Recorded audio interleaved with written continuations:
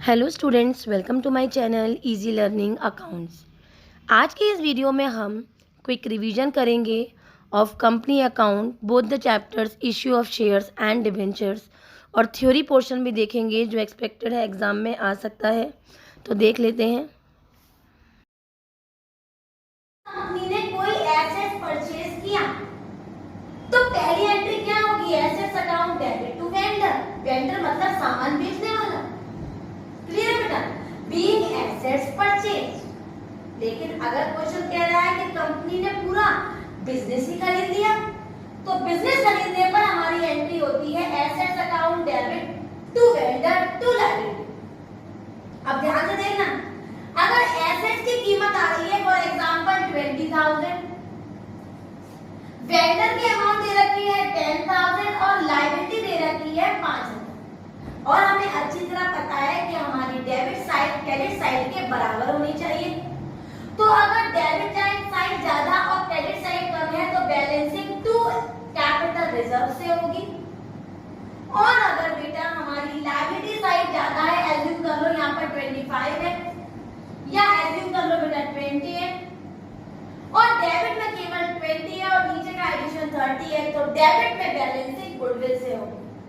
तो बस यही याद रखना है, अगर हमने कोई बिजनेस परचेज किया है और उसकी एसेट्स ज्यादा है और लायबिलिटीज कम है तो बैलेंसिंग कैपिटल रिजर्व से होगी, और अगर क्रेडिट साइड ज्यादा है और डेबिट साइड कम है तो बैलेंसिंग गुडविल से होगी। ये बात हमें याद रखनी है, क्योंकि जब हम क्वेश्चंस करेंगे तो ये कॉन्सेप्ट हमें याद रखना ही पड़ेगा।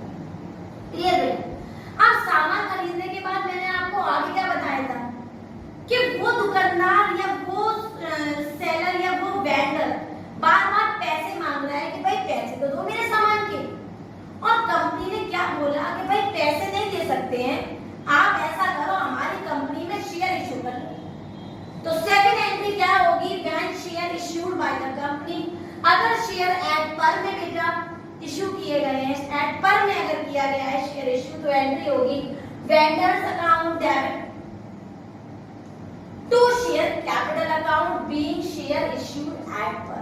और बच्चा कह रहा है कि मैम अगर शेयर प्रीमियम में इश्यू हो जाए तो एंट्री होगी vendors account debit to share capital account to security premium reserve account. क्योंकि शेयर कैपिटल का भाई सिक्योरिटी प्रीमियम है, तो शेयर कैपिटल के साथ हमेशा सिक्योरिटी प्रीमियम को हम देखते हैं कब? जब क्वेश्चन में वो दे रखा हो।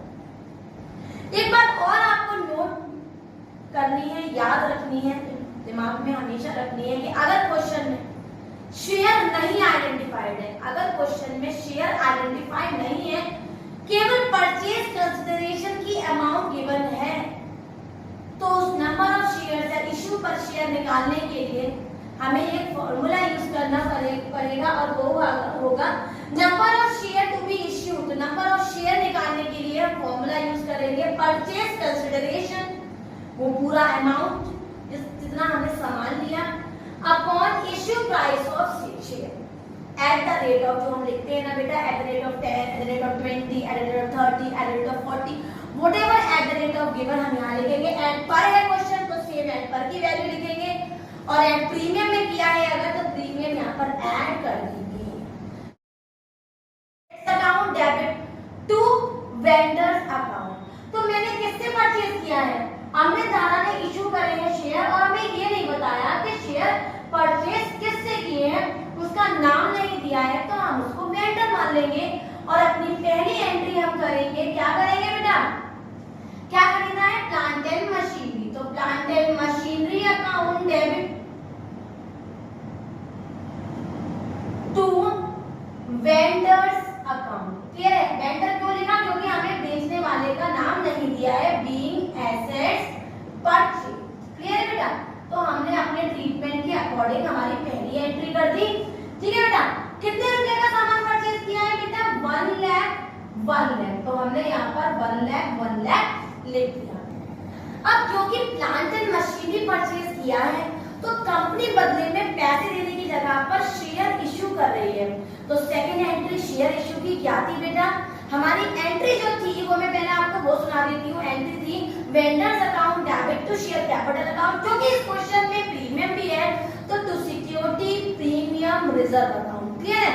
अब क्योंकि मुझे नंबर ऑफ शेयर नहीं दिए हैं कि कितने शेयर से क्या प्रीमियम की बात कर रहे हैं, दिए हुए हैं शायद, हाँ बेटा दिए हुए हैं 800 शेयर दिए हुए हैं। अगर नहीं दिए होते तो मैं फॉर्मूला लगाती, तो क्योंकि दिया हुआ है तो मैं डायरेक्टली आगे एंट्री कर देती हूँ। वो होगी हमारी vendors account debit to share capital account to security premium reserve account. Clear बेटा? नरेशन क्या हो जाएगा? Being share issued at premium. Clear है बेटा?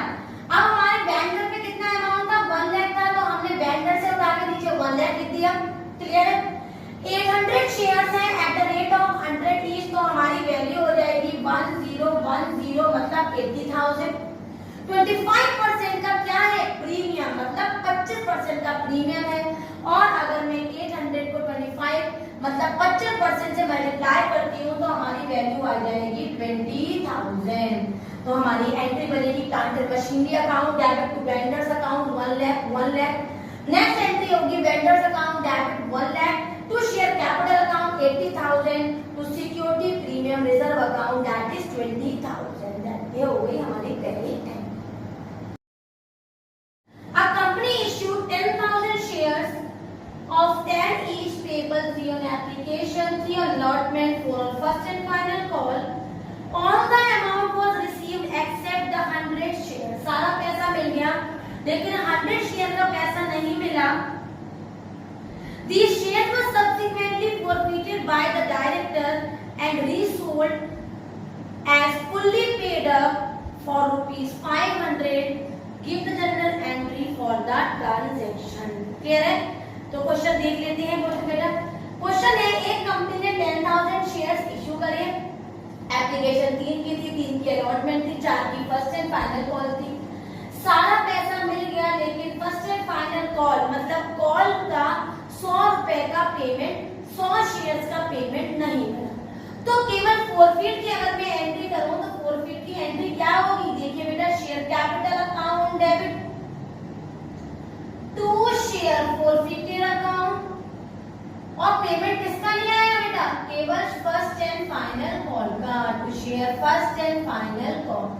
मैं विदाउट जर्नल एंट्री के फॉर्मेट के कर रही हूँ, लेकिन आप एग्जाम में ये क्वेश्चन करेंगे तो जर्नल एंट्री के फॉर्मेट के अंदर ही करेंगे। तो बीइंग शेयर फॉरफिटेड और इसको फिलअप करेंगे।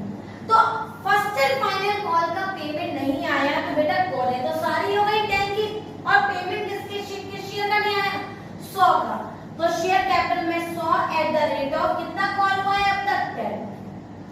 पेमेंट किसका नहीं आया बेटा? फर्स्ट एंड फाइनल कॉल का नहीं आया, मतलब कितने का? मतलब 4 रुपए। तो बेटा पेमेंट कितने का आ गया? 3 रुपए की अलॉटमेंट आ गई, 3 की एप्लीकेशन मतलब 6 का पेमेंट हमारे पास आ चुका है। क्योंकि शेयर फॉरफिटेड में हम लिखते हैं वो पैसा जो हमारा आ गया था, और कंसर्न कॉल में हम लिखते हैं वो पैसा जो हमारा नहीं आया। कितनी कॉलें हुई और शेयर कितने फॉरफिट हुए उसको लिखते हैं हम शेयर कैपिटल में। मल्टीप्लाई कर देंगे, ये हो गया 1000, ये हो गया 600 और ये हो गया हमारा 400। अब हम करेंगे इसको री इश्यू, क्योंकि क्वेश्चन कह रहा है कि इसको री इश्यू कर दिया as fully paid up for ₹500। Question की अगली एंट्री करने से पहले मैं आपको एक हिंट बताती हूँ। हिंट अपनी याद रखिएगा, हमेशा फॉर रुपीज एट रुपीज ये अमाउंट हमेशा बैंक में लिखना बेटा, और पेड अप हमेशा शेयर कैपिटल में लिखना। ये हिंट हमेशा याद रखना बेटा, पेड अप हमेशा शेयर कैपिटल में लिखना, और फॉर रुपीज या फिर eight the rate of rupees हमेशा बैंक में लिखेंगे। तो इसी एंड को याद करते हुए हम पहले एंट्री लिख देते हैं बैंक अकाउंट डेबिट। हमेशा एक लाइन छोड़ देना बैंक अकाउंट के बाद, वो मैं अभी आपको बताऊंगी क्यों, और एक लाइन छोड़ के अपनी एंट्री फिल करना to share capital account. Narration इसके बाद भी एक लाइन छोड़ देना और लिखना बीइंग शेयर फॉरफिटेड कॉमा लगा के री इश्यूड। यही हमने ट्रीटमेंट लास्ट वीडियो में लिखा था, bank account debit to share capital. अब ये एड पर में है, एड प्रीमियम में है या डिस्काउंट में है, ये अभी मालूम पड़ जाएगा। क्वेश्चन कह रहा है रीसोल्ड फुल्ली पेड अप, तो फुल्ली पेड अप कितने हैं? मतलब men at the rate of, fully paid up माने men at the rate of, तो वो कितना तो 100/10 आ जाएगा शेयर कैपिटल में, क्योंकि पेड अप हम हमेशा कहाँ लिखते हैं, शेयर कैपिटल में, तो वो आ गया 1000। और फॉर रुपीज हमेशा किस में लिखते हैं, बैंक में, तो डायरेक्ट अमाउंट हमें दे रखी है 500। तो बेटा डेबिट में 500 और क्रेडिट में 1000, बैलेंसिंग हो जाएगी हमारी debit side. Forfeited share account debit 500, और ये हो गई हमारी डिस्काउंट की एंट्री।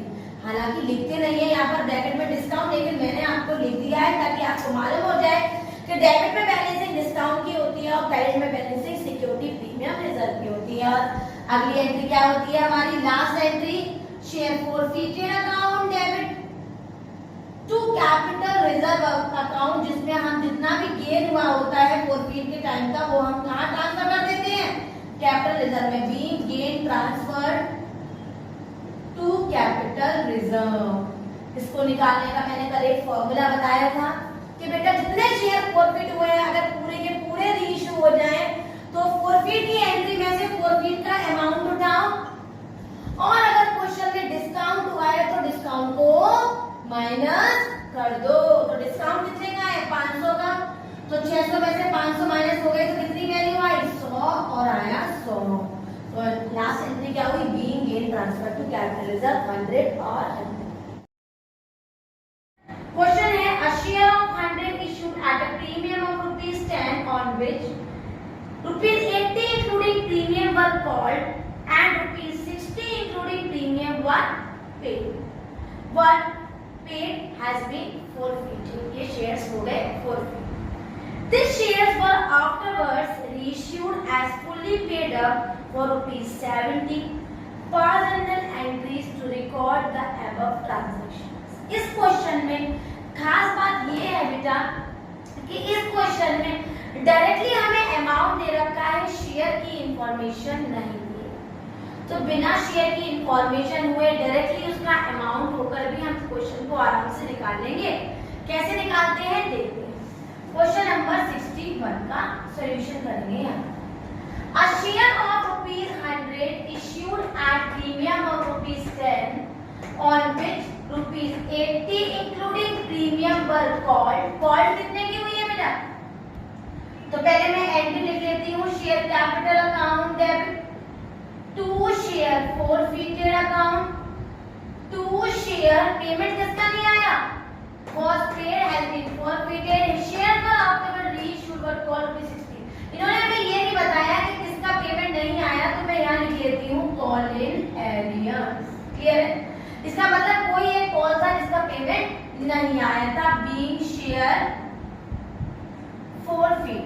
इसका अमाउंट देखिएगा मैं कैसे फिल करती हूँ। उन्होंने बोला ₹80 इंक्लूडिंग प्रीमियम वर कॉल्ड। अगर 10 रुपए की 80 में प्रीमियम है, 80 का एक्चुअल कॉल है बेटा, और इसमें 10 रुपए की प्रीमियम है, तो प्रीमियम को निकाल दूं तो एक्चुअल कॉल कितने की हुई होगी, 70 की हुई होगी बेटा। तो मैं यहाँ लिख देती हूँ 70, क्योंकि डायरेक्टली रुपीस दे रखा है तो मैंने लिख दिया 70। आगे कह रहे हैं was called ₹60 including premium was paid। Payment कितना आ गया बेटा, ₹60 का, और प्रीमियम का पेमेंट भी आ गया है। और जब प्रीमियम का पेमेंट आ जाता है तो उसको फॉरफिट की एंट्री में हम नहीं दिखाते।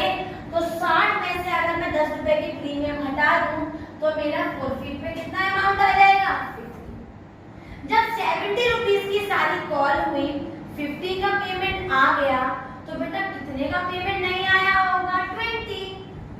ये हो गई हमारी पहली एंट्री। नेक्स्ट एंट्री लिख लेते हैं, फिर क्वेश्चन को पढ़ेंगे। बैंक अकाउंट डेबिट एक लाइन छोड़ देंगे, टू शेयर कैपिटल अकाउंट फिर एक लाइन छोड़ देंगे, और नरेशन लिखेंगे बीइंग शेयर फॉरफिटेड, कॉमन आगे लिखेंगे री इश्यू। क्लियर है, देखते हैं आगे क्या कह रहा है। His share is afterward reissue, सारे शेयर ये री इश्यू कर दिए as fully paid up for ₹70।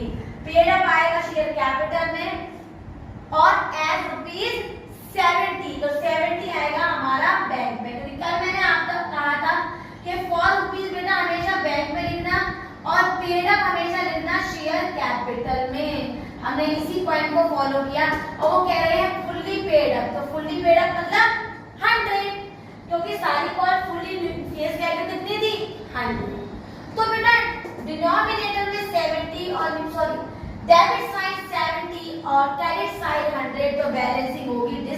है forfeited share account debit 30। Clear है बेटा?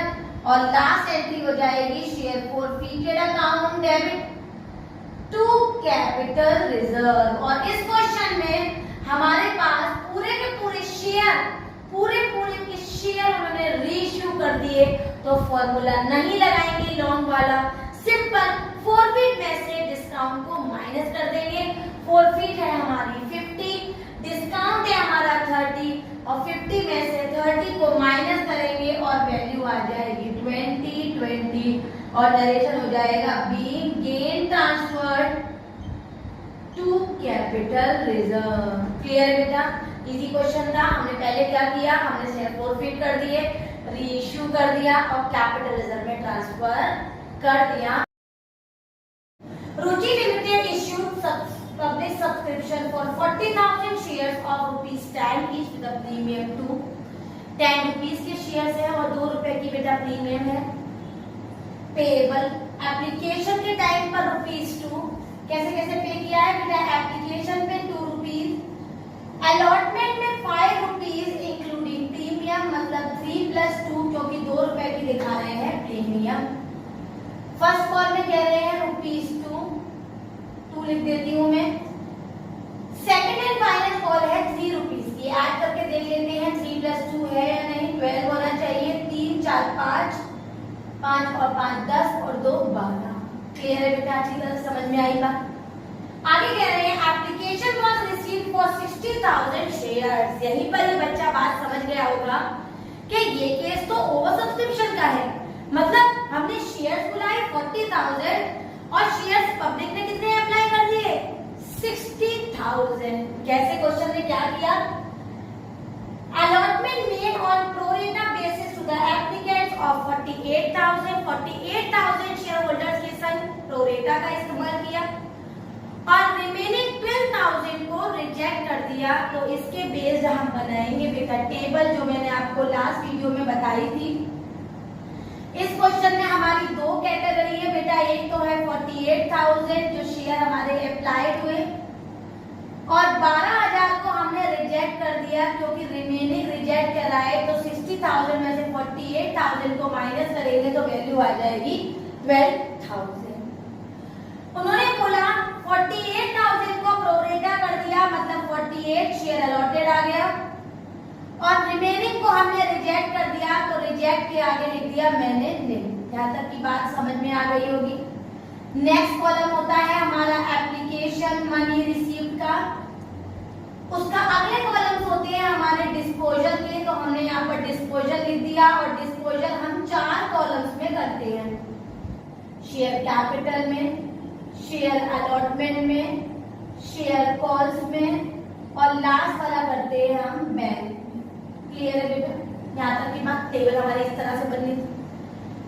पहले कॉलम को मल्टीप्लाई करेंगे एप्लीकेशन से, थर्ड कॉलम फिल करेंगे, सेकंड कॉलम को भी मल्टीप्लाई करेंगे एप्लीकेशन से और फोर्थ कॉलम को फिल करेंगे। किस तरह से देख लेते हैं। 48,000 × 2, तो 48 को 2 से मल्टीप्लाई किया तो वैल्यू आ गई 96,000। 12 को 2 से मल्टीप्लाई किया तो ये आ गया हमारा 24,000। ऐड किया तो वैल्यू आ गई हमारी 10 11 12 1,20,000। क्लियर है बेटा? 40,000 को मल्टीप्लाई किया अगेन 2 से तो ये वैल्यू आ गई हमारी 80,000 और क्योंकि रिजेक्शन है तो डायरेक्ट बैंक में चला जाएगा हमारा 12,000।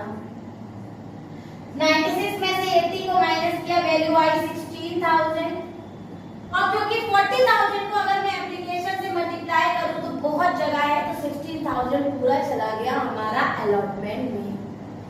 ऐड कर दिया बेटा, ये हो गया हमारा 80 और ये हो गया हमारा 16 16 17 18 और ये हो गया हमारा 16 और 12 ये आ गया 24 24 आ गया हमारा में 24 और 36 और 40 और 80 1,20,000। इस तरह से हमने बना ली अपनी टेबल।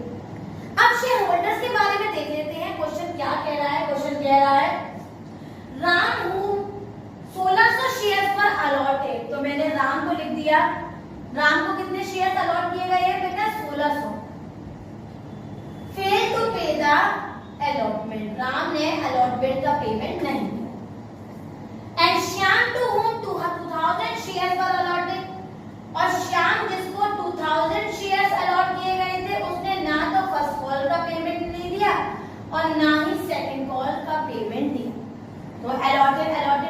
लिखा हुआ है, मैं भी अलॉटेड लिख दूंगी। चेक कर लेते हैं, 1600 शेयर अलॉटेड, अलॉटेड में मैंने लिख दिया। और इनका क्या निकाला बेटा, अप्लाइड। तो अप्लाइड कैसे निकालेंगे, ध्यान से देखिएगा। 48,000 को ऊपर लेंगे, डिवाइड करेंगे 40,000 से और इनटू आ जाएगा 1600 और 3 0 से 3 0 गया, 1 0 से 0 गया, ये आ गया हमारा 40 और 0 ये आ गया हमारा 4 8 32 का 2 के लिए आया 3 और 4 4 60 17 18 19 1920 अप्लाइड निकल आया। ऐसे ही हमारे श्याम का अप्लाइड निकालेंगे बेटा, ये ब्लैंक है तो यही वाली वैल्यू 48 के ऊपर ले लेंगे, डिवाइडेड बाय 40,000 करेंगे, इनटू 2000 करेंगे, 3 0 से 3 0 गया, ये गया 2 1 जा 2 2 जा 4 और ये आ गया हमारा 2 2 जा 4 2 4 जा 8, तो वैल्यू आ गई हमारी 2400। इसको भी उसी तरह से फिल करेंगे जैसे हमने ऊपर की एंट्री फिल की थी बेटा। 1920 का मल्टीप्लाई बाय 2 2 2 जा 4, ये आ गया 618, 218 का 8 क्या दिया है 1, ये आ गया 3840 और 1600 को 2 से करेंगे तो आ गया 3200 बेटा, और 38 40 में से हम 3200 को माइनस करेंगे तो हमारी वैल्यू आ जाएगी 640। कितनी आ जाएगी बेटा, 640। 2400 को बेटा 2 से मल्टीप्लाई करेंगे, 2400 को 2 से करेंगे तो 4800 और 2000 को करेंगे तो वैल्यू आएगी 4800 आ जाएगा हमारा शेयर्स अलॉटेड में। ये हो गई हमारी कंप्लीट टेबल। जिस समय हमारी कंप्लीट हो जाती है टेबल, समझ लो आधा क्वेश्चन तो हमारा यही खत्म हो गया। अब देखते जाओ और एंट्री को हम करते चले जाएंगे। तो हमारी पहली एंट्री होगी एप्लीकेशन की। पहली एंट्री देख लेते हैं, bank account debit to share application account. Narration होगा बीइंग एप्लीकेशन मनी रिसीव्ड। पहली रिसीव्ड की एंट्री होती है बेटा, और एप्लीकेशन मनी रिसीव्ड में से पूरा वैल्यू उठाएंगे और सेम टू सेम हम लिख देंगे। क्लियर है बेटा, यहाँ तक कोई प्रॉब्लम? कोई। नेक्स्ट एंट्री होगी share application account debit. Over subscription की एंट्री है, बहुत ध्यान से देखिएगा। To share capital account, to share allotment account और रिमेनिंग कहाँ चला गया, टू बैंक अकाउंट। अमाउंट ऊपर से उठाएंगे और लिख देंगे 1,20,000 आ गया। 80,000 शेयर कैपिटल में, अलॉटमेंट में आ गया हमारा 16,000 और 24,000 पहुंचा देंगे हम अपने बैंक में। बीइंग एप्लीकेशन मनी ट्रांसफर, कहाँ transfer, to share capital account. इस तरह से आगे की एंट्री करेंगे। हमारी अगली एंट्री होगी शेयर अलॉटमेंट की। शेयर अलॉटमेंट की एंट्री करना शुरू करते हैं बेटा। पहली एंट्री होगी share allotment account debit to share capital account और उसके साथ उसका भाई भी है security premium reserve account. Narration होगा बीइंग अलॉटमेंट मनी ड्यू। तो अलॉटमेंट कितने का है बेटा, हमारा 5 रुपए का, और अब सारी एंट्री मिनिमम अमाउंट से होगी, मतलब किससे होगी बेटा, 40,000। 40,000 इंटू 5, 40,000 को बेटा हम 5 से मल्टीप्लाई करेंगे तो वैल्यू आएगी हमारी 2 लाख। 2 लाख देख देंगे शेयर अलॉटमेंट में। इसमें हमारी 2 रुपए की प्रीमियम है, मतलब 40,000 इंटू 2 आ जाएगा हमारा 80,000 सिक्योरिटी प्रीमियम में, और 40,000 इंटू 3 मतलब 1,20,000 आ जाएगा हमारा शेयर अलॉटमेंट। क्या खत्म? अब अलॉटमेंट का मनी रिसीव दिखाते हैं। Bank account debit to share allotment account being allotment money receive. Question कह रहा है कि सारा पैसा आ गया लेकिन राम का 1600 शेयर का पेमेंट नहीं आया, तो पेमेंट निकाल लेंगे बेटा। पेमेंट कितना था टोटल हमारा, 2 लाख।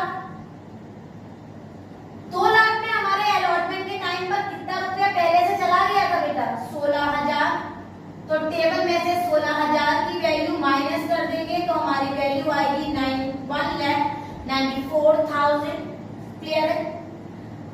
अब राम का टोटल पैसा कितना था बेटा, राम का देखिए 1600 एट द रेट ऑफ 5 0 0 30 का 0 कर लिया 5 6 7 8। इसमें पहले से पैसा कितना रिसीव हो गया बेटा, हमें 640 रिसीव हो गया।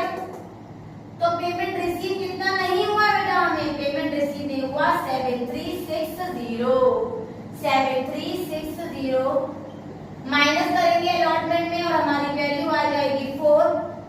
9 में से 3 गया 6 और ये आ गया हमारा 13। 8 9 10 11 12 13 ये आ गया हमारा 6 और ये वैल्यू 8 और ये वैल्यू आई 1686640 1686640 लिख देंगे हम अलॉटमेंट में। ठीक है बेटा, हमने अलॉटमेंट में अमाउंट लिख ली। नेक्स्ट एंट्री है हमारी शेयर फर्स्ट कॉल की। शेयर फर्स्ट कॉल की एंट्री कर देते हैं।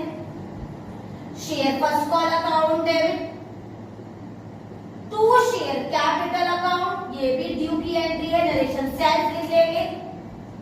शेयर कितने थे बेटा हमारे 40,000 at the rate of 2 80,000 money receive की एंट्री दिखाएंगे। Bank account debit to share first call account में पेमेंट कितना रिसीव होना था बेटा 80,000। क्या फर्स्ट कॉल में कुछ रिसीव हुआ है? कुछ भी नहीं। फर्स्ट कॉल का पेमेंट किसका नहीं आया? श्याम का। कितना 200, तो 200 इंटू 2 400 इसमें से माइनस कर देंगे और बेटा वैल्यू आ जाएगी हमारे 79,600। इसके जस्ट बाद हमारी नेक्स्ट एंट्री होगी जो है हमारी सेकंड एंड फाइनल कॉल की। तो सेकंड एंड फाइनल कॉल की एंट्री कर देते हैं। सेकंड एंड फाइनल कॉल में क्या हुआ था बेटा? सारा पैसा मिल गया था लेकिन श्याम का नहीं मिला था। Share second and final call account debit to share capital account, due की एंट्री है। नरेशन आप सेल्फ लिख लेंगे। शेयर कितने हैं बेटा 40,000 इंटू 3 1,20,000 और नेक्स्ट एंट्री होगी bank account debit to share final call account. सारा पैसा मिल गया था। कितना मिलना था 1,20,000। केवल श्याम का 200 रुपए का पैसा नहीं आया तो 200 इंटू 3 तो कितना पैसा नहीं आया 600 को माइनस कर देंगे बेटा वैल्यू हो जाएगी हमारी 10 ये आया 119400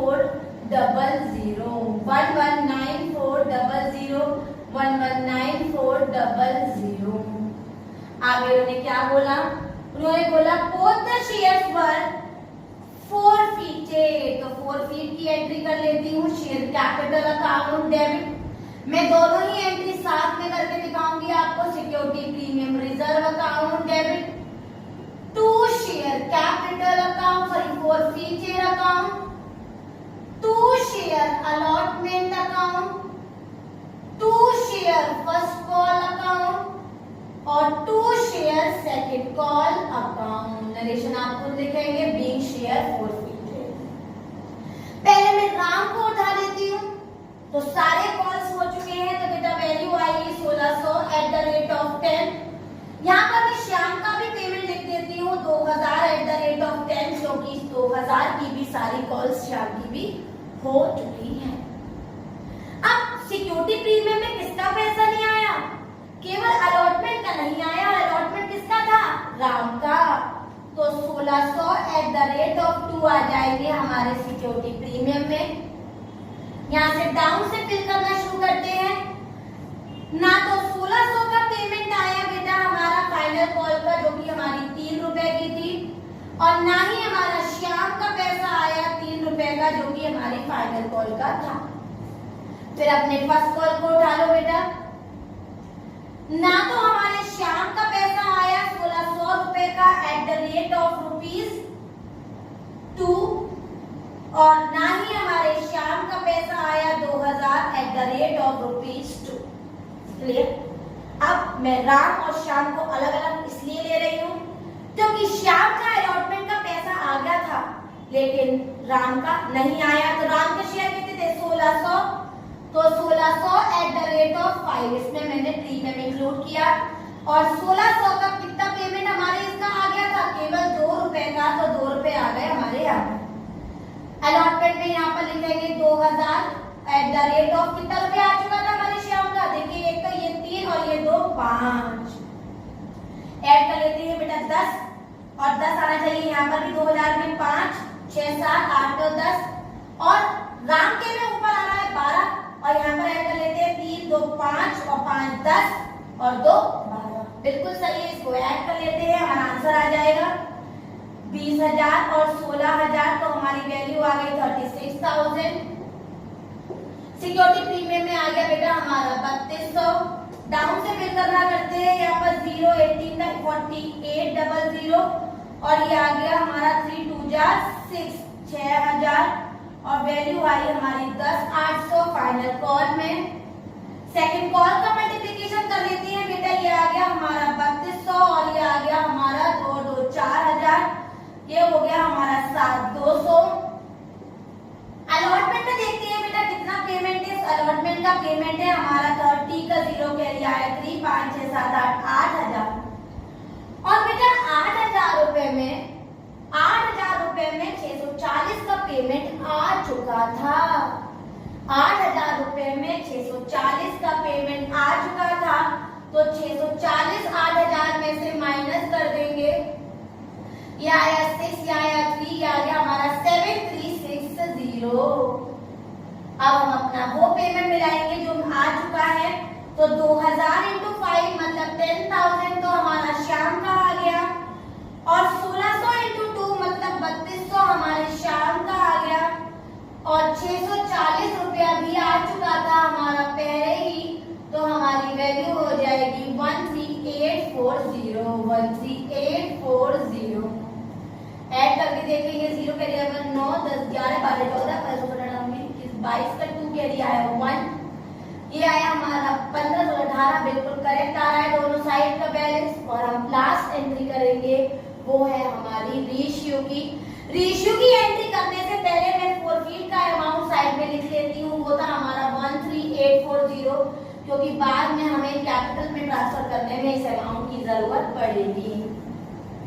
तो रेशियो की हमारी लास्ट एंट्री है और लास्ट एंट्री में हमारी एंट्री की एंट्री क्या होगी, बैंक अकाउंट डेबिट, एक लाइन छोड़ देंगे, टू शेयर कैपिटल अकाउंट, फिर एक लाइन छोड़ेंगे, टू शेयर फोरफीटेड, कॉमा लगा के लिखेंगे री इश्यूड। और लास्ट एंट्री है हमारी share forfeited account debit to capital reserve, जहां पर गेन को हम ट्रांसफर करेंगे, बीइंग गेन ट्रांसफर। अब क्वेश्चन लास्ट में पढ़ लेते हैं क्या बोला है। Shyam to pay the two call and all the share last time दी हुई है, all the share forfeited fully paid at the rupees 10। तो at the rate of rupees 10 मैंने कहा था बैंक में आएगा, तो बैंक में 8 रुपए से एंट्री होगी और 8 रुपए से एंट्री होगी और 10 रुपीज से होगी हमारी शेयर कैपिटल में, तो 2 रुपए का क्या हो जाएगा, डिस्काउंट। क्या हो जाएगा बेटा, डिस्काउंट। अमाउंट निकाल लेते हैं, 1600 शेयर फोरफीट हुए हैं और 2000 हुए हैं, तो कितने हो गए 3600। 3600 को हम 10 से करेंगे तो हमारी वैल्यू आएगी 36,000 और बेटा 3600 को 8 से करेंगे तो हमारी वैल्यू हो जाएगी 6, 8, 48 का 8 क्या लिया है 4, ये आ गया हमारा 24, 25, 27, 28, 28800 और डिस्काउंट में आएगा बेटा हमारा 3600 एट द रेट ऑफ 2 से डिस्काउंट के बाद 2 क्या लिया है 1, 6 और 7, 7200।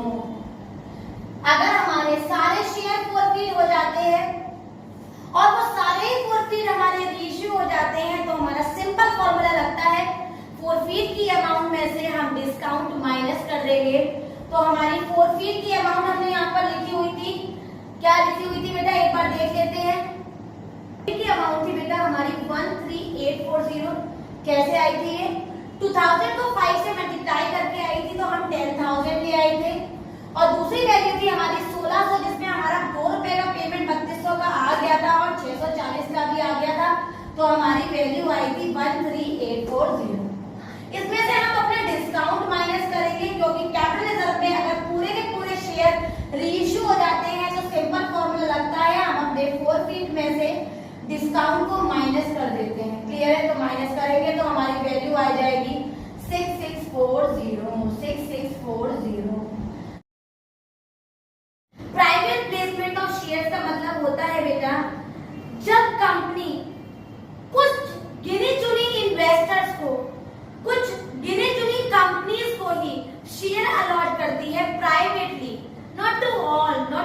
public, this is known as private placement of shares.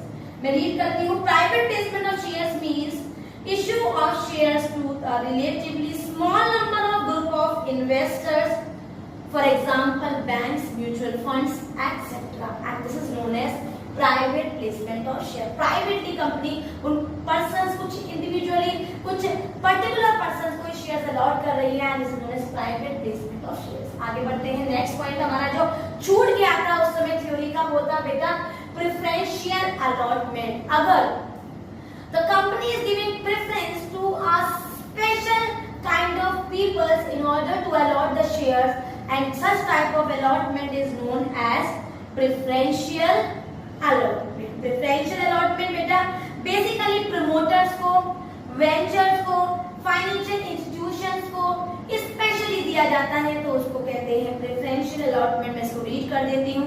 Preferential allotment means allotment of shares at a predetermined price to the identified persons like promoters, ventures and financial institutions etcetera. Right, इसको कहते हैं preferential allotment. और इसका जो rate होता है ना बेटा, प्राइसेस होते हैं शेयर्स के वो पहले से प्री डिटरमाइंड होते हैं. राइट. नेक्स्ट पॉइंट है हमारा ESOP. इसकी फुल फॉर्म होती है एम्प्लॉइज स्टॉक ऑप्शन प्लान.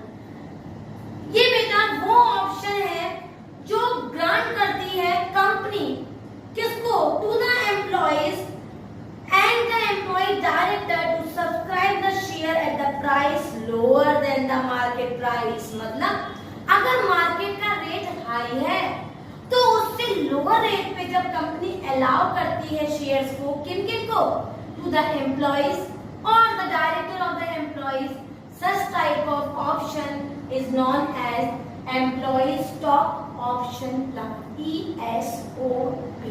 ये भी कभी कभी हमें एग्जाम में नजर आ जाता है. नेक्स्ट है हमारा प्रीलिमिनरी एक्सपेंसेस. ये मैंने पहले भी बताया था लेकिन मैं फिर भी रिपीट कर दूंगी.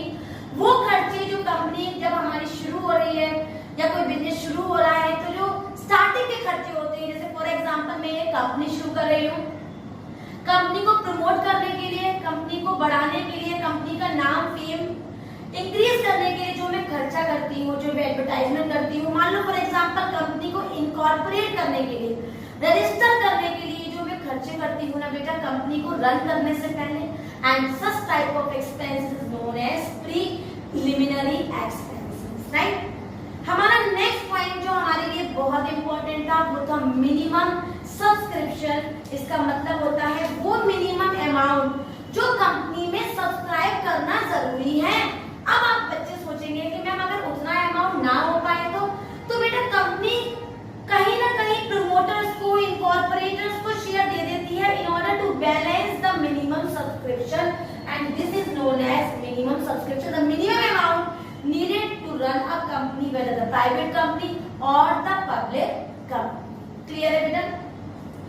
नेक्स्ट पॉइंट जो कि हमारे लिए बहुत इंपॉर्टेंट है बेटा वो है हमारा call in arrear and call in advance. जो मैंने यहाँ पर सबसे लास्ट पॉइंट पे लिखा हुआ है कॉल इन एरियर होता है बेटा जो पैसा जैसे कंपनी ने कॉल किया, फॉर एग्जांपल कंपनी ने अलॉटमेंट के लिए कॉल किया, फर्स्ट कॉल के लिए कॉल किया, सेकंड के लिए किया, फाइनल के लिए किया और कॉल करते में उसका पेमेंट ना आए तो मतलब एरर हो गया.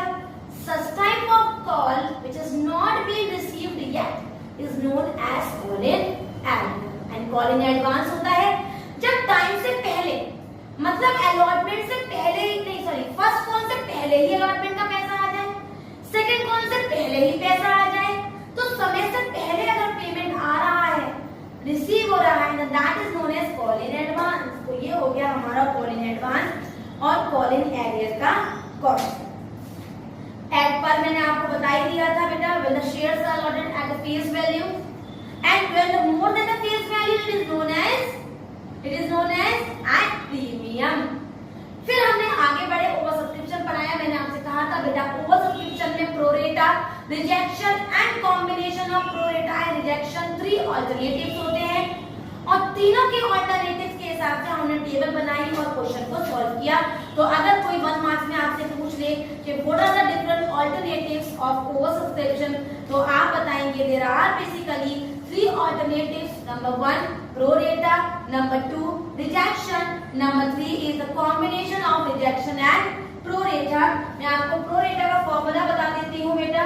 pro rata का फॉर्मूला होता है shares allotted upon share applied into application money received. क्या होता है बेटा? share allotted upon share applied upon into application money received is the formula of pro rata. तो कभी भी कोई आपसे 1 मार्क्स में पूछे डिफाइन प्रो रेटा या फिर प्रो रेटा इक्वल्स टू, तो आप ये फॉर्मूला लिखकर इस पॉइंट को भी यहाँ पर क्लियर कर देंगे, राइट। आगे जब हम बढ़े थे बेटा तो हमारे सामने बहुत ही इंपॉर्टेंट कॉन्सेप्ट आया था, वो था हमारा बहुत ही इंपॉर्टेंट था, और वो था बेटा हमारा difference between the call in arrear and call in advance. तो उन दोनों की जो हमने डेफिनेशन याद की है उसको डिफरेंस पॉइंट ऑफ व्यू से लिख देंगे। इन कंसिडरेशन में हमने वेंडर का एंट्री बताई और उसके बाद परचेज कंसिडरेशन अपॉन इशू पर प्राइस से हमने नंबर ऑफ शेयर्स निकालना भी सीखा था। नेक्स्ट थ्योरेटिकल पोर्शन जो हम ऑलरेडी डिस्कस कर चुके हैं बेटा वो था हमारा फोरफीचर ऑफ शेयर्स। तो cancellation of the shares is known as shares forfeited, right. Shares forfeited की केवल इतनी सी डेफिनेशन बहुत है और ये हमारे बहुत काम आगे नहीं आने वाली है, केवल इतनी सी छोटी सी डेफिनेशन कि cancellation of share is known as share forfeited, बस इतना सा ही हम पॉइंट याद करेंगे, राइट। इसके बेस मैंने एक आपको न्यूमेरिकल क्वेश्चन लिखा हुआ है, हम पहले उसको डिस्कस करेंगे बेटा, और ये कई बार हमारे एग्जाम में नजर आ जाता है। देखते हैं बेटा, why limited 100 equity shares of 10 each for non-payment of the first call of 2 and the final call of 2 not yet made। मतलब 10 की टोटल कॉल थी, 2 की कॉल ही नहीं हुई और 2 रुपए का पेमेंट नहीं आया। तो ये पूछ रहा है कि ये बताइए कि हमारा डिस्काउंट कितने तक का हमें मिल सकता है। क्या पूछ रहे हैं वो हमसे बेटा? मैं एक बार क्वेश्चन रीड कर देती हूँ। ये हमारी बुक का पेज नंबर 8.110 क्वेश्चन नंबर 36 था। वो कह रहे थे what is the maximum amount of discount. तो मैक्सिमम अमाउंट ऑफ डिस्काउंट पूछ रहे हैं, तो याद रखिएगा बेटा जितना पैसा हमारा फोरफीट में है केवल वही हमारा मैक्सिमम अमाउंट ऑफ डिस्काउंट है, तो वो होगा एट द रेट ऑफ ₹6। कैसे? 10 की कॉलें हुई जिसमें 2 की कॉल हुई नहीं, तो कुल कॉलें हुई 8 की, 2 रुपए का पेमेंट नहीं आया, तो बेटा पेमेंट किसका आ गया? 6 रुपए का। तो फोरफीट में मैक्सिमम डिस्काउंट कितने का जाएगा? 6 पर शेयर का, राइट। तो याद रखेंगे ये एक नंबर में बहुत आता है क्वेश्चन। तो maximum amount of discount is the amount forfeited, क्योंकि हम डिस्काउंट में तो फोरफीट को माइनस करते हैं ना बेटा, तो जितना फोरफीट में है अमाउंट, जो पैसा हमारा रिसीव हो गया है वही फोरफीट में आता है, तो that is the maximum amount of discount. तो ये हमारा एक नंबर में क्वेश्चन हमें बहुत नजर आता है, ठीक है बेटा। नेक्स्ट पॉइंट जो हमें इंपॉर्टेंट है और एग्जाम के लिए तैयार करना है वो है state and the purpose of the security premium account can be utilized. Security premium कहाँ यूटिलाइज हो जाता है बेटा, तो उसको हम आइडेंटिफाई करेंगे। कैसे करेंगे बेटा? हमारा इसका आंसर होगा, तो इसको हम एक एक करके देखते हैं। नेक्स्ट पॉइंट है बेटा हमारा purpose for writing of the security premium reserve. Security premium reserve को यूटिलाइज करने के कौन कौन से पर्पस होते हैं, हम 4 याद करके जाएंगे एग्जाम के लिए। पहला, issuing the bonus share, bonus share को इश्यू करने के लिए। Writing of the preliminary expenses को राइट ऑफ करने के लिए, पे ऑफ करने के लिए। For purchasing its own share, अपने खुद के शेयर परचेज करने के लिए। और राइटिंग ऑफ अदर एक्सपेंसेस को राइट ऑफ करने के लिए। यहाँ पर हमारा फर्स्ट चैप्टर का पूरा थ्योरेटिकल पोर्शन खत्म हुआ था। सेकंड चैप्टर जो हमने स्टार्ट किया था बेटा डिबेंचर का, उसमें मैंने आपको बताया था कि डिबेंचर क्या होता है, डिबेंचर के कैरेक्टरिस्टिक्स क्या है। ऑलरेडी वीडियो है आपके पास, शेयर और डिबेंचर का डिफरेंसेस बहुत इंपॉर्टेंट है, वो भी हमने तैयार किया था। And what are the different types of debenture from the different point of views भी हमने तैयार किया बेटा। और इसके अलावा कोई सिंगल भी क्वेश्चन नहीं था जो हमें हमें सेकंड चैप्टर में हमारा थ्योरी में छूटा था। एक बात हमेशा याद रखना कि for the purpose of the security premium reserve अगर ये पॉइंट डिबेंचर के पॉइंट ऑफ व्यू से भी आ जाए तब भी हमारा यही सेम आंसर होगा। और इस तरह से सेकंड चैप्टर में अगर आपको कुछ स्पेशल थ्योरी याद करनी है तो वो क्वेश्चन तैयार कर लीजिए। वो था what are the points identified for the issue of collateral security. तो इश्यू ऑफ कोलैटरल सिक्योरिटी का जो पॉइंट्स आइडेंटिफाई था आप उसको अच्छी तरह से लर्न कर लें और जो 6 केसेस हमने तैयार करे थे उनको भी थ्योरी के हिसाब से तैयार करिए। और इस तरह से हमने अपना थर्ड चैप्टर शुरू करा था रिडेम्पशन ऑफ डिबेंचर और उसमें हमें केवल थ्योरी में DRI याद करना है और DRR याद करना है और definition of redemption of debenture ही तैयार करना है। याद रखिएगा DRR और DRI के अमेंडमेंट 2020 जून के हिसाब से एक ही रूल है इनका और उस रूल को 18(7)B को हम याद करके रखेंगे। और तो जब भी issue of debenture in to promoters होगा तो हमारे पास 2 ट्रीटमेंट होंगे, पहला होगा ड्यू का और दूसरा होगा हमारा अलॉटमेंट का, मतलब पेमेंट देने का। तो पहली एंट्री जो हमारी प्रमोटर्स की होती है वो होती है incorporation expenses account debit to promoters account. ये ड्यू की एंट्री है, पेबल बताएगा कि इतना अमाउंट प्रमोटर्स को अभी हमें देना है।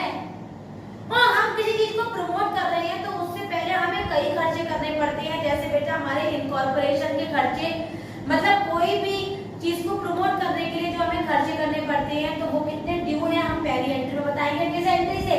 Incorporation expenses account debit to promoters account be incorporation expenses payable.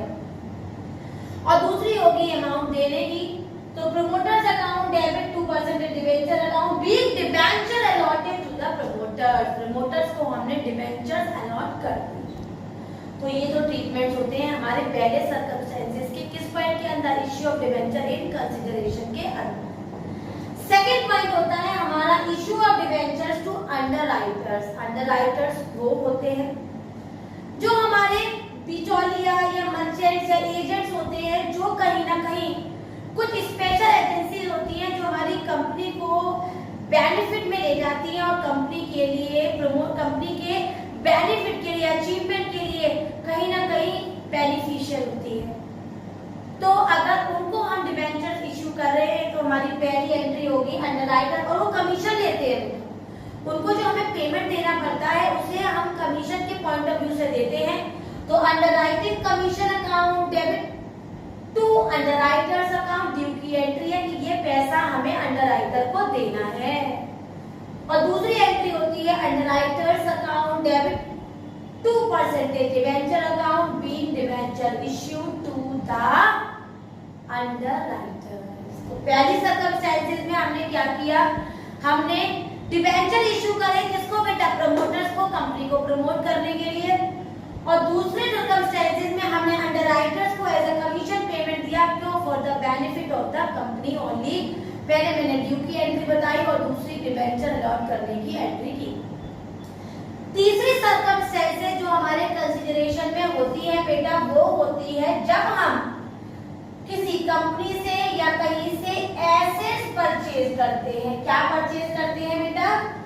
Assets purchase करते हैं। तो बेटा अगर मैंने किसी वेंडर से मैंने कोई एसेट्स परचेज करे हैं तो याद रखना हम परचेज 2 चीजें कर सकते हैं। या तो हमने कोई एसेट्स परचेज किए तो एंट्री हो गई इफ एसेट्स परचेज। तो इसकी अगर ट्रीटमेंट होगी तो एंट्री होगी हमारे पास क्या आ जाएंगे बेटा? एसेट्स आ जाएंगे। तो एसेट्स अकाउंट डेबिट। और बेटा किससे खरीदी है हमने? किसी बेचने वाले से, मतलब वेंडर से, to vendors account being assets purchase. और अगर क्वेश्चन कह रहा है कि हमने पूरा बिजनेस ही परचेज कर लिया, अगर क्वेश्चन कह रहा है कि हमने पूरा बिजनेस ही परचेज कर लिया तो एंट्री बनेगी बेटा, ये तो हो गई हमारी एसेट परचेज की। और अगर हमने पूरा बिजनेस ही परचेज किया है तो बेटा बिजनेस परचेज करते हैं तो हम उस बिजनेस की एसेट भी लेते हैं तो लायबिलिटी भी तो हम ही बियर करेंगे। तो एंट्री होगी हमारी एसेट्स अकाउंट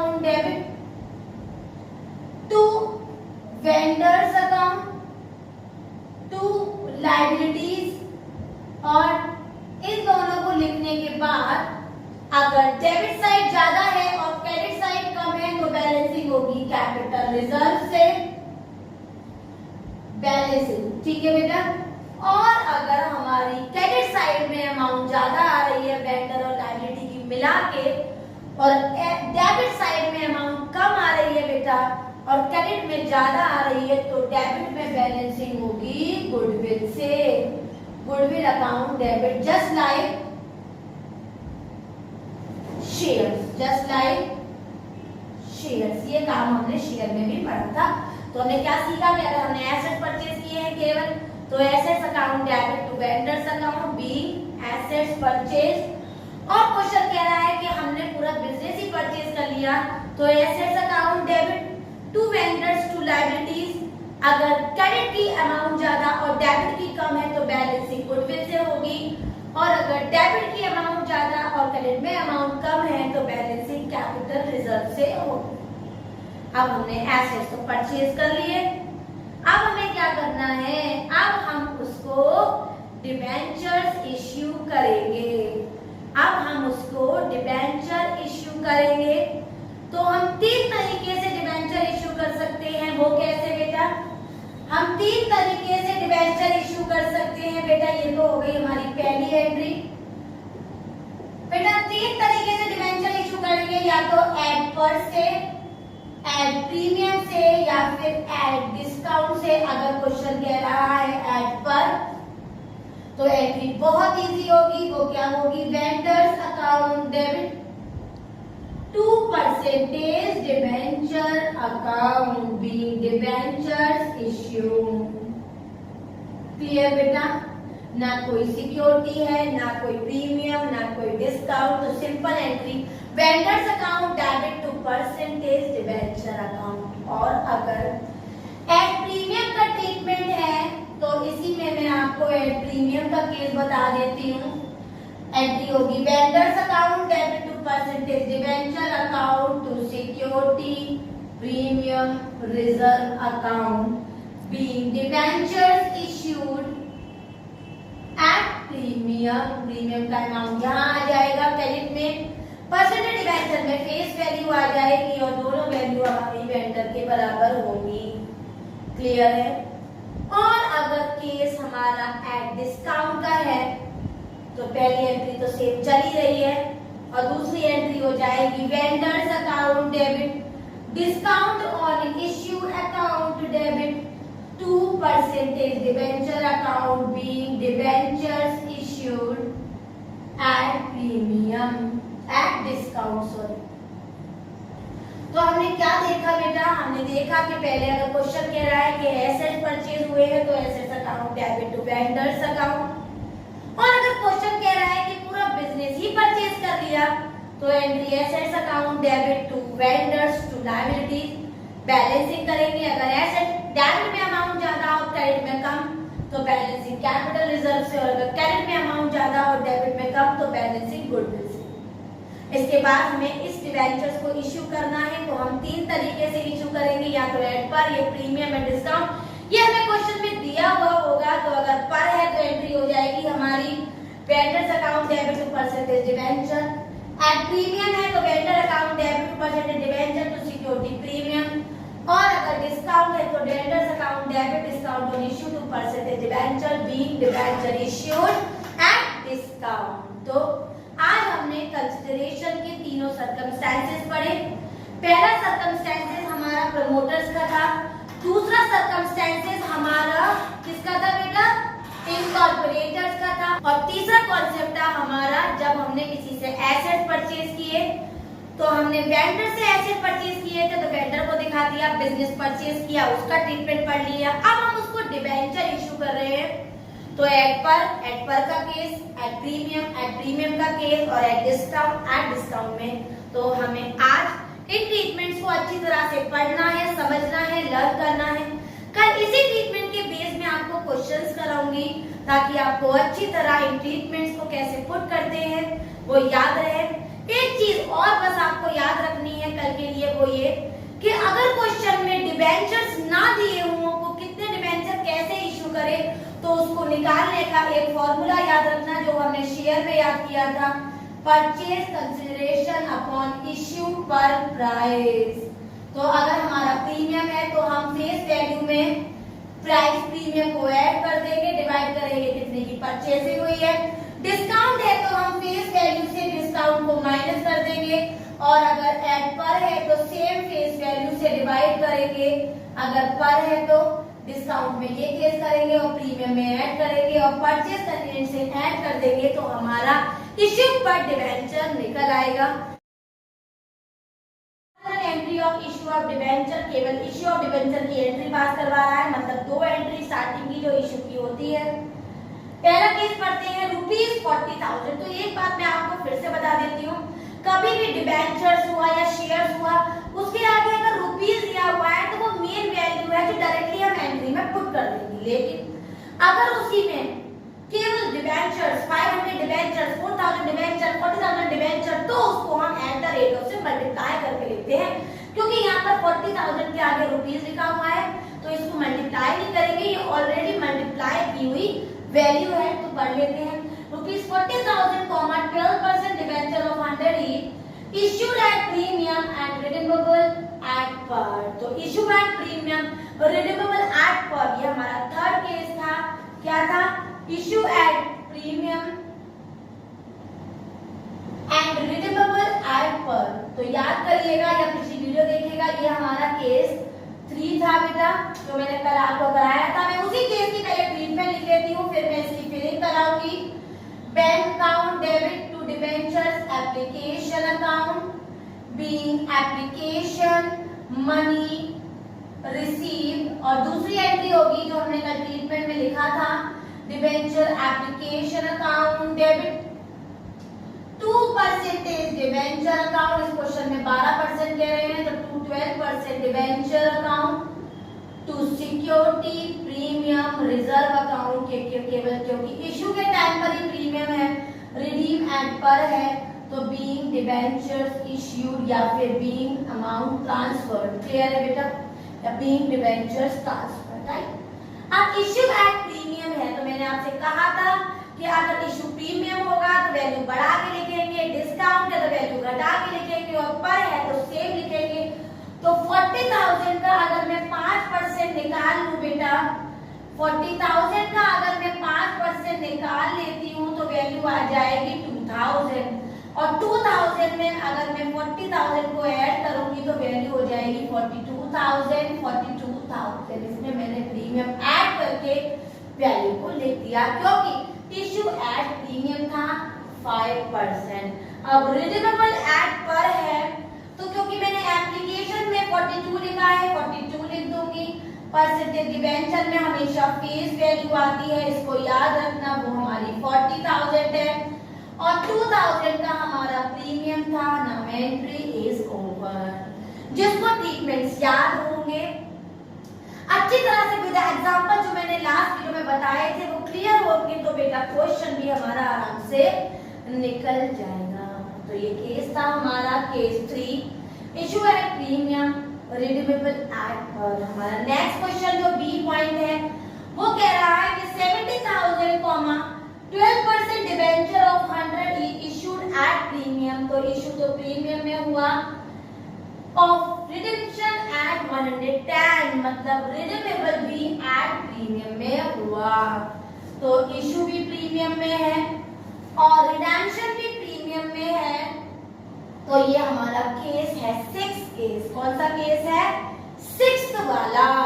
तो 6th केस का ट्रीटमेंट लिख लेते हैं। पहले bank account debit to debenture application account, ये एंट्री सेम रहती है, इसमें बस वैल्यू बढ़ाते हैं या घटाते हैं या सेम लिख देते हैं। और दूसरी एंट्री होगी जो हम ट्रीटमेंट में हमने याद कर ली है, debenture application account debit loss on issue account debit 2% debenture account to premium on redemption account और to security premium reserve account. ये सिक्योरिटी वो वाला है जो इश्यू की सिक्योरिटी है और प्रीमियम और लॉस वो वाला है जो रिडेम्पशन में प्रीमियम है, राइट। जब भी रिडीमेबल एट प्रीमियम होगा ये दो एंट्री जरूर होंगी, debit side will be equal to its credit side, right. अब मैं इसका इशू करती हूँ 70,000 इशू एट प्रीमियम ऑफ 5%। तो 70,000 का बेटा मैं 5% निकालूंगी तो वैल्यू आ जाएगी 3500 और 70,000 में इसको ऐड करूंगी तो वैल्यू आ जाएगी 73,500। तो 73,500 मैंने अपनी इशू की एंट्री में कर दिया। क्यों? क्योंकि क्वेश्चन कह रहा था कि इशू एट प्रीमियम ऑफ 5%, तो वैल्यू में मैंने 5% ऐड कर दिया। रिडीमेबल एट 110, मतलब अगर 100 की फेस वैल्यू है किसी भी चीज का 100% मतलब उसकी पूरी वैल्यू 110 मतलब 10 रुपए की प्रीमियम। तो मैं इसकी फिलिंग करती हूँ। देखिए बेटा ऊपर एप्लीकेशन में 73,500 है, मैंने सेव लिख दिया। प्रीमियम 3,500 का था, मैंने सिक्योरिटी प्रीमियम में दिखा दिया। इशू का प्रीमियम हमेशा सिक्योरिटी प्रीमियम में आता है। बेटा परसेंटेज डिवेंचर में हमेशा फेस वैल्यू आती है, इसको याद रखना। वो मैंने 70,000 लिख दिया और 70,000 का 10% प्रीमियम था और 70,000 का 10% होगा 7,000 और 7,000 हमारे ट्रांसफर हो जाएंगे लॉस ऑन इशू। तो डेबिट साइड क्रेडिट साइड के इक्वल है, इसको चेक कर लेते हैं। 73,500 प्लस 7,000 इक्वल्स टू 7, 8 10 का 0 करें 80,500 और यहाँ पर भी क्रेडिट साइड को ऐड करेंगे तो बेटा 77,000 और 3,500 equals to 8,500। That means debit side is equals to its credit side और नरेशन लिख देंगे बीइंग डिबेंचर्स इश्यूड, राइट। तो ये हमारा 6th केस था जिसमें हमारा इशू भी प्रीमियम में हुआ था तो प्रीमियम ऐड कर दिया और रिडीम भी प्रीमियम में हुआ था तो वो प्रीमियम और रिडेम्पशन में उसकी वैल्यू ट्रांसफर कर दी जो कि लॉस और इशू में जाके ट्रांसफर